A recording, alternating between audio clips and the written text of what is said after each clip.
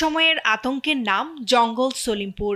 পাহাড় কেটে বসতি, খাস জমি দখল আর কোটি টাকার প্লট বাণিজ্যে গড়ে ওঠে শক্তিশালী সিন্ডিকেট। পাহাড় ঘেরা এই এলাকায় ঢুকতে লাগতো বিশেষ পরিচয়পত্র, প্রবেশ পথে থাকতো সন্ত্রাসীদের সশস্ত্র পাহারা। আইন শৃঙ্খলা রক্ষা বাহিনীর সদস্যরাও ভেতরে যেতে পারতেন না। অভিযান চালাতে গিয়ে বারবার হামলার মুখে ফিরে আসতে হয়েছে তাদের। তবে গেল 2 মার্চ সেনাবাহিনী, র্যাব, পুলিশ ও বিজিবির যৌথ অভিযানের পর বদলে যায় সেই চিত্র। প্রথমবারের মতো কোনো রক্তপাত ছাড়াই শেষ হয় বড় এই অভিযান। অভিযানের পর বসানো হয়েছে 2টি ক্যাম্প।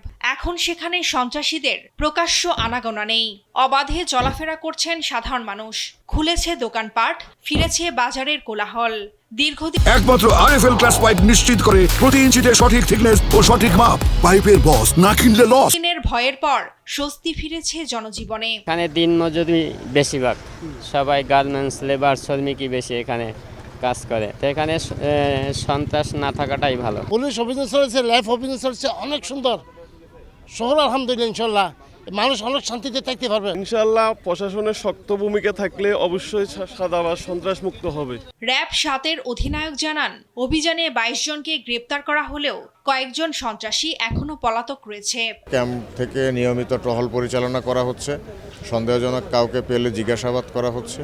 জনগণ যার খুশি যাওয়া আসা করতে পারবে।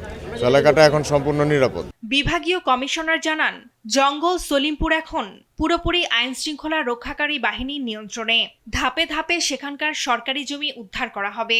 আমরা যেহেতু এখন মনে করছি যে আমাদের এখন সেখানে প্রকল্পগুলো বাস্তবায়ন করতে কোনো সমস্যা পেতে হবে না, ফলে সেগুলো এখন ক্রমান্বয়ে বিভিন্ন মন্ত্রণালয়ের সঙ্গে যোগাযোগ করে আমরা অলরেডি যোগাযোগ করা শুরু করেছি।